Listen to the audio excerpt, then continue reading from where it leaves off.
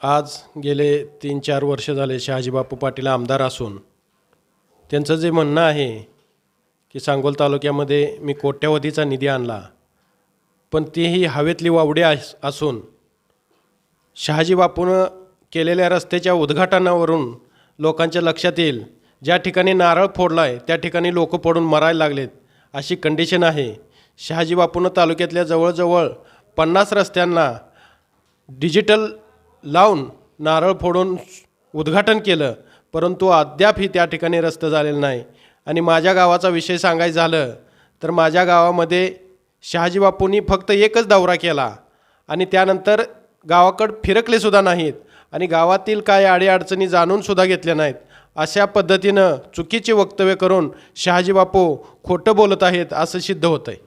यातून 100% जनतेची दिशाभूल होते हे सिद्ध होतं। आपला जो पाझर तलाव होता खाली वाकी आणि चिंचाळेच्या शिववरती, तो पाझर तलाव मला वाटतं गेल्या 15 वर्षापूर्वी साठवण तलावामध्ये रूपांतर करण्यासाठी आमच्या तालुक्याचे कैलासवासी भाग्यविधाते आमदार माननीय गणपतरावजी देशमुख यांच्या पुढाकाराने झाला आणि ते पाझर तलावाचं साठवण तलावात रूपांतर करताना त्याला खूप मोठा निधी मिळवून दिला।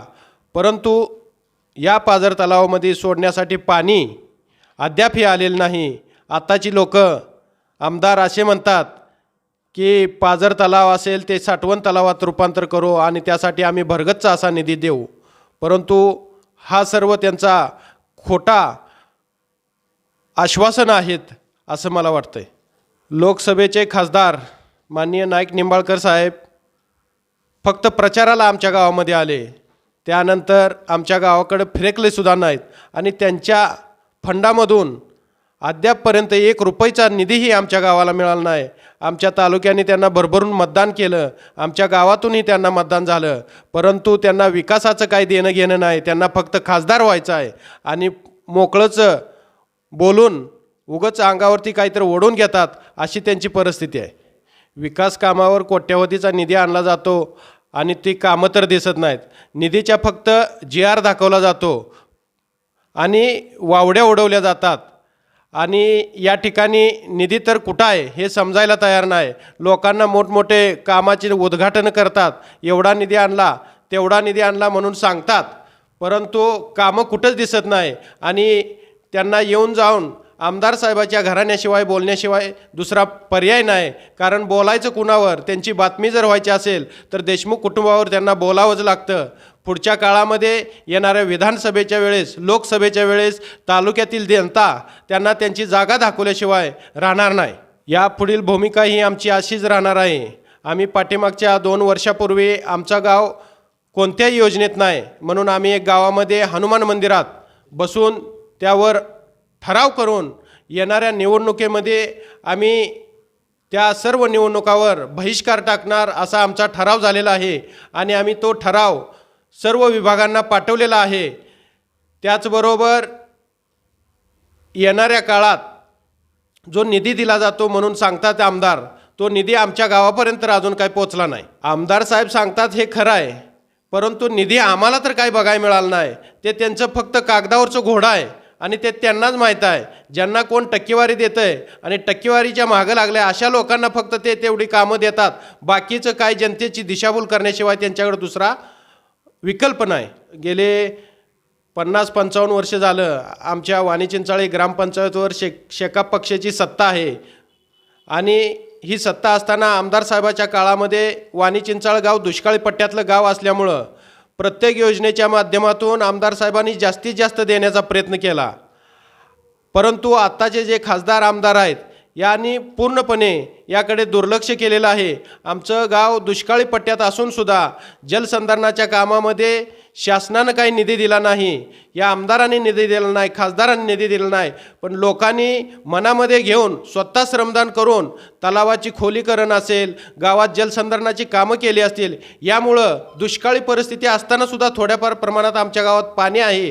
परंतु ही शासकीय यंत्रणा जी आहे कुच कामाची आहे आणि खासदार आमदार त्याला जबाबदार आहेत असं मला वाटतंय। याच्या अगोदर पण आम्ही सांगितलंय की आम्ही निधी मागायसाठी गेलो असता आमचे फक्त पत्र घेतलेत किंवा प्रस्ताव घेतलेत, परंतु आम्हाला कुठलाही निधी या ठिकाणी मिळालेला नाही। आणि जे पत्र दिले जातात ते पत्र कचरा टोपलीत टाकले जातात आणि आम्ही त्यांच्याकडे गेलो आणि तरीसुद्धा आम्हाला ते काय निधी देतील असं वाटत नाही, कारण आता गेले 4 वर्ष झालं काहीच निधी आम्हाला दिला नाही आणि इथून पुढं कशावरनं देतील. पण निधी नाही दिला आम्हाला तरी आम्ही त्या खासदार आणि आमदाराला आमच्या गावामध्ये येण्यापासून रोखणार आम्ही. हे त्यांना आमचं खुलं चॅलेंज आहे. गेली 50-55 वर्ष झाले गणपतराव देशमुख आमदार असताना आपला तालुका देशामध्ये नव्हे जगामध्ये नावाजलेला तालुका आहे.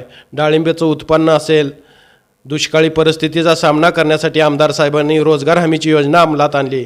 अशा अनेक योजना आणल्या, परंतु गेल्या 3-4 वर्षामध्ये जे बघतोय राजकारण आपल्या तालुक्यामध्ये, आपल्या तालुक्याचे आमदार शहाजी बापू पाटील शिवसेनेमध्ये उभा राहून निवडून आले आणि गद्दारी करून शहाजी बापू एकनाथ शिंदे यांच्या गटामध्ये सामील झाले आणि पैशाच्या हवासापोटी ते नाही ते आश्वासनं देऊ लागले आणि वेगवेगळ्या पद्धतीनं लोकांवरती आरोप करून गद्दार आमदार त्या लोकांना जाणीवपूर्वक त्रास देऊ लागले.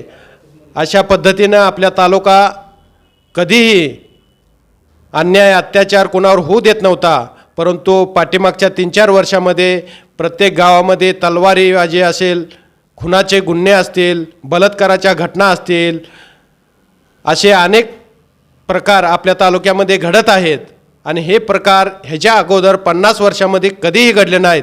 म्हणून हा तालुका, सांगोला तालुका, नावाजलेला तालुका बिहारी परिस्थितीमध्ये जाऊन बसतो की काय अशी परिस्थिती निर्माण झालेली आहे.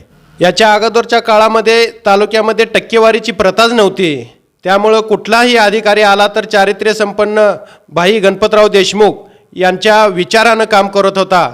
परंतु आत्ताचे जे अधिकारी, प्रशासकीय अधिकारी असतील, ते अधिकारी आमदाराच्या संपर्कात राहून आमदाराची टक्केवारी, आमदारांचा हप्ता पुरवण्यासाठी त्यांना पहिल्यांदा जाऊन त्यांची भेट घेऊन त्यांची टक्केवारी ठरवावी लागते. अशी ही आपल्या तालुक्याची परिस्थिती झालेली आहे. त्यामध्ये अवैध धंदे खूप मोठ्या प्रमाणात वाढलेत आणि हे अवैध धंदे करणारे आमदारांचीच माणसं आहेत.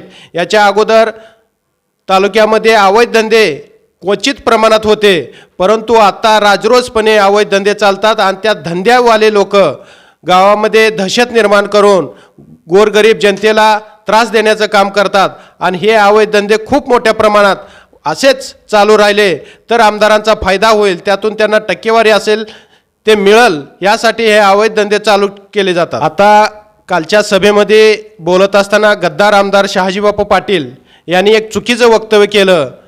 गेले 50-55 वर्ष ज्यांनी या तालुक्यावर अधिराज्य गाजवून तालुक्याला सुजलाम सुफलाम केलं, अशा देशमुख घराण्यावर पेनूरचं पॅकेज पेनूरला पाठवणार म्हणतात, परंतु त्यांना त्यांची शहाजी बापू पाटील यांना पेनूरचं पॅकेज काय आहे हे दाखवल्याशिवाय सांगोलची जनता शांत बसणार नाही आणि त्यांना चिकमहूदच्या पलीकडे जाऊन कायमचा त्यांचा बंदोबस्त केला जाईल, एवढी मी या ठिकाणी या जनतेच्या वतीनं आव्हान करू इच्छितो.